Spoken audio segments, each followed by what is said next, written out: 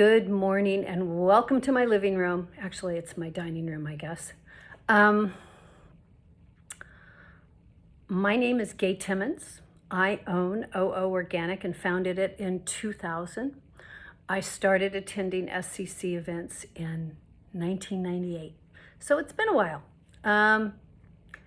And we focus on sustainable and organic ingredients, primarily that support the various standards that you find out there, like Cosmos and NATRU, NSF 305, any kind of certification program we can support, or if somebody just wants to talk about organic ingredients or sustainable ingredients, we can support them. But I don't really want to talk about OO that much. We are always there for anybody making an organic or natural or clean green product, but I want to talk more generally about the industry today. Because I've done this for 22 years, because I was the very first person to show up and have a solely organic dedicated distribution company.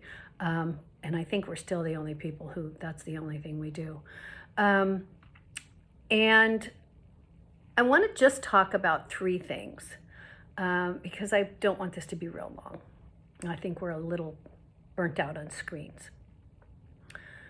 First, I want to say I miss everybody. I miss going to the SCC events in Los Angeles. I miss having a glass of wine and chatting with people about what they're doing and what's going on and what's new and what's not. I miss all of the different things that go on in those events and real faces and real people. So I just wanted to say that. I really do. But hopefully soon we'll all see each other again. I never thought I'd miss trade shows, but I do. So anyway, I said I wanted to talk about three things, and I do. I want to talk about the meaning of green and clean. I want to talk about the concept of blacklists, and I want to talk about, oh, you'll love this, the sin of omission. You'll understand why. So before I get too far into that, I want to say why. And I also want to preface why we do what we do. I come from this as a physiologist who actually also has a degree in anthropology. So I look way back in time and I look at what we've done to the planet, and I've been digging in the planet since I was 18 years old and started my archaeology studies a million years ago. And I think it's really important that one takes a holistic view, and that's what I've done. So our commitment to organic and green sustainability is based on an environmental commitment. And if a human is safe and the stuff that they are using is safe, then the planet's going to be a lot safer. It's pretty straightforward to me. So in general, I think it's really important for us to look at the trend of green and clean because that's what our future is. That's where consumers want to be. That's where more and more consumers are going to want to be. We've seen tremendous growth in that area. I am no longer the only company offering organic ingredients. Everybody seems to think they have one, even if they don't.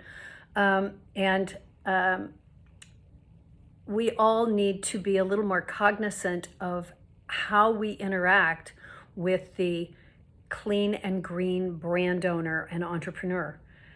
These people are frequently not chemists, usually not chemists.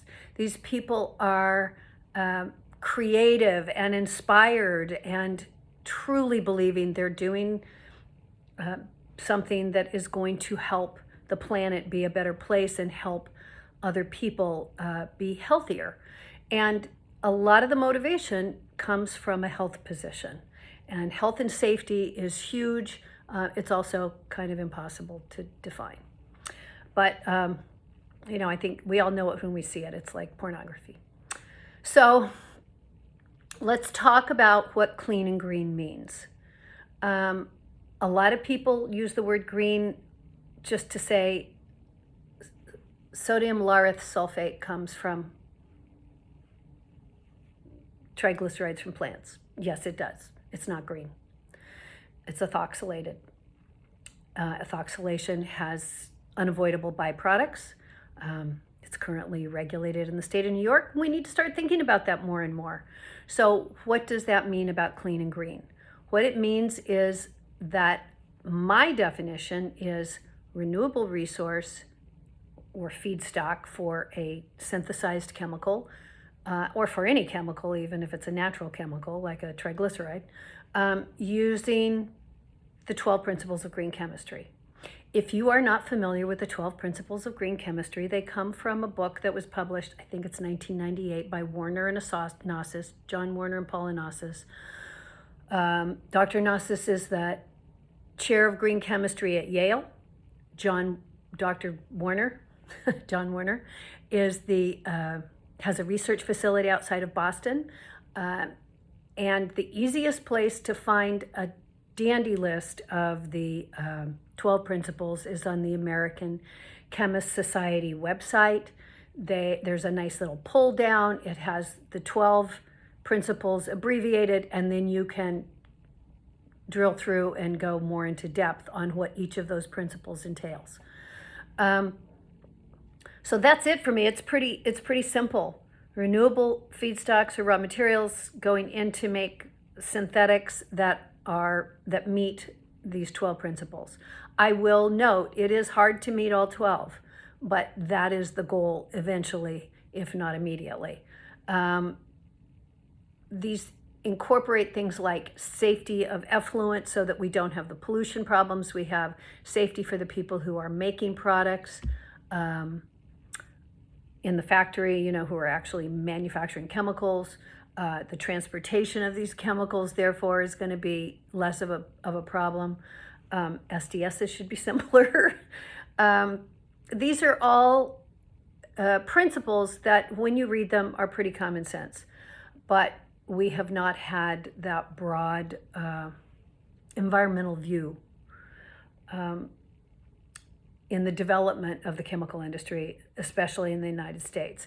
In Europe, they have gone far more in that direction with the REACH regulations, which we have in this country avoided. So that's it for me, clean and green. Where did you get the raw material, and then how did you manufacture it? And so I think that that's a good reference when you're talking to somebody, and that takes us to the second subject, blacklists.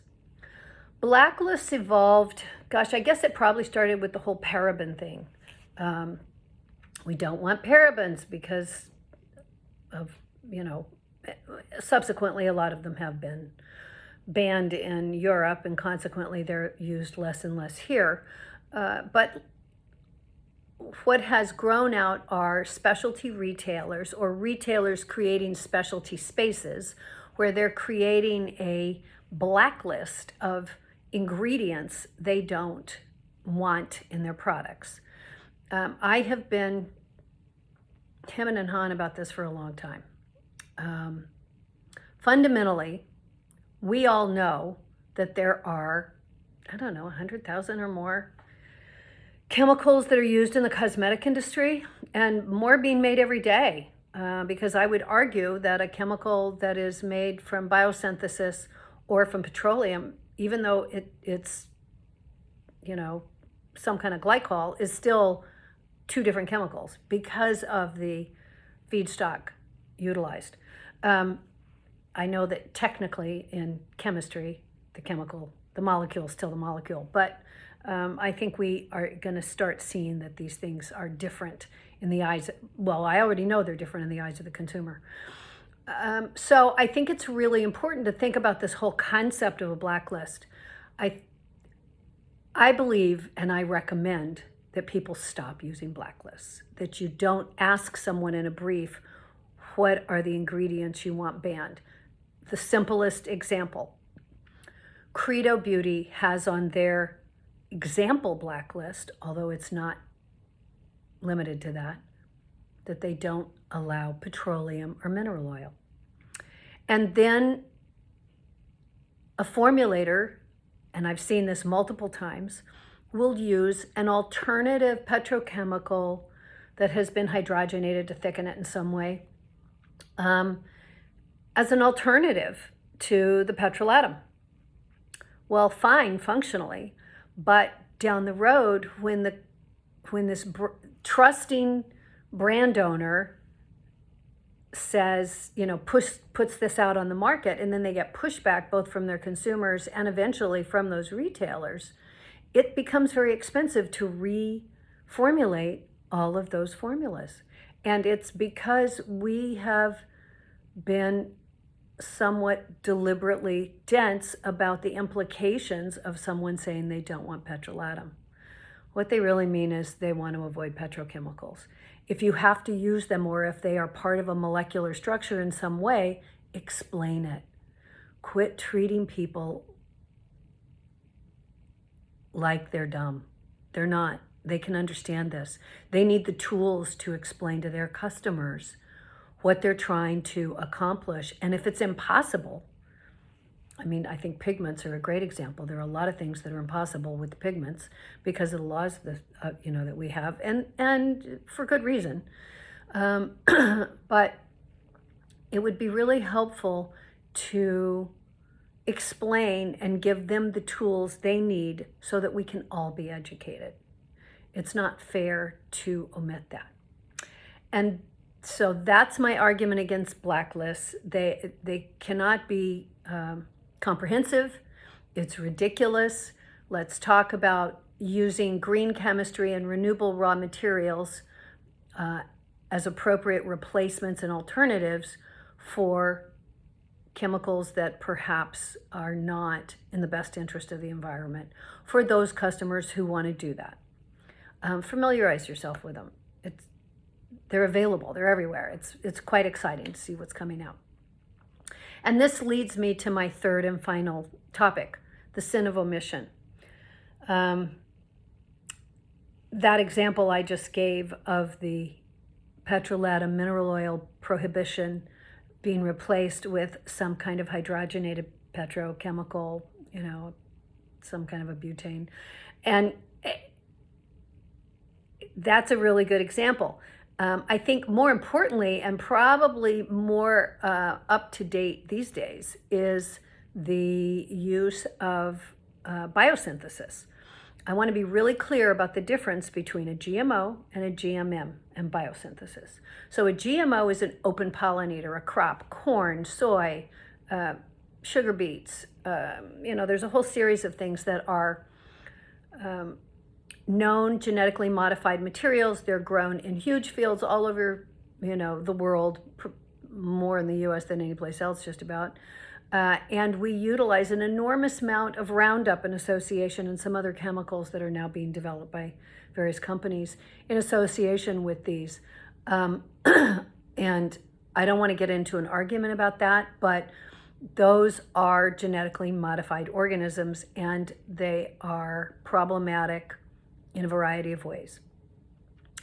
GMMs, on the other hand, genetically modified microorganisms, which would include, bacteria and yeast and things that are being genetically modified and then fed various feedstocks, sugar most notably and frequently.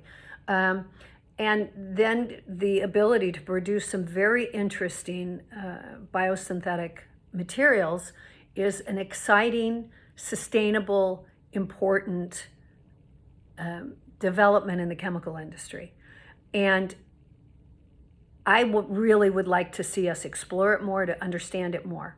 In the United States, we do not have good laws about it. In Europe, they're very clear that if you're going to produce this type of material, you have to lodge with the EU powers that be a plan for how you manage the safety and securing the genetically modified microorganisms. And I think as long as people are cognizant of the responsibility they have for these kinds of management issues, I think that opens the door for us to have some really robust conversations about the sustainability and usefulness of this material.